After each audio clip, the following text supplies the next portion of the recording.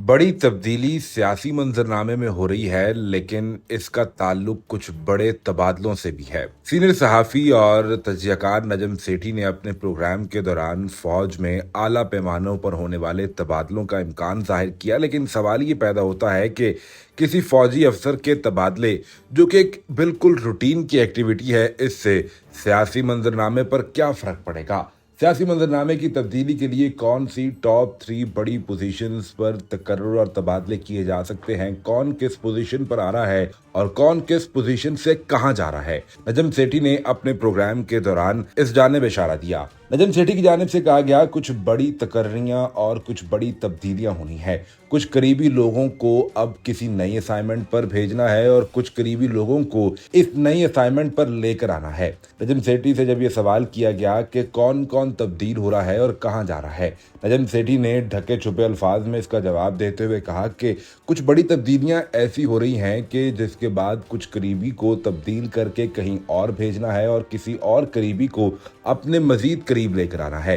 किसी को नीचे से उठाकर ऊपर लाया जाएगा और किसी को तकर्री दी जाएगी, किसी का तबादला कर दिया जाएगा।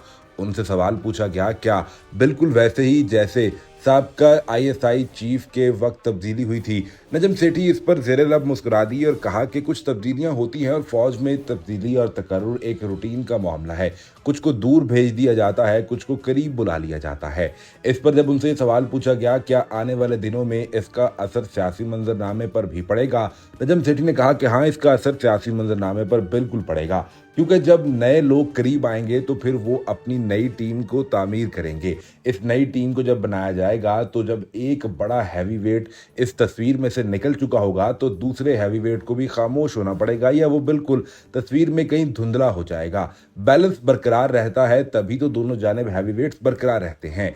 इस पर अब सोशल मीडिया पर सवाल उठाया जा रहा है, क्या आने वाले दिनों में डीजी आईएसआई की कोई तब्दीली का इम्कान है, क्या वो तब्दील होने वाले हैं, क्योंकि डीजी आईएसआई को इससे पहले वजीर आजम शहबाज शरीफ ने आते ही 1 साल मजीद अपने ओहदे पर काम करने की इजाज़त दी थी और जब तक नया हुक्मनामा जारी न किया जाए उन्हें तब्दील नहीं किया जाना था।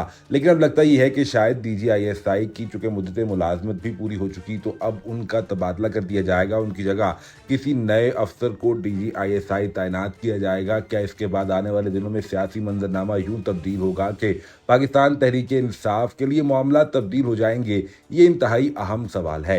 नजम सेठी इससे पहले अपने प्रोग्राम में ये भी कह चुके कि अदलिया, सियासतदानों, खासतौर पर तहरीक इंसाफ और अवाम ने जो बागी रवैया इख्तियार कर रखा है, इस पर इन्हें कंट्रोल करना होगा। बसूरत दीगर फिर मुक़तदरा की जानिब से कोई सख्त एक्शन भी लिया जा सकता है।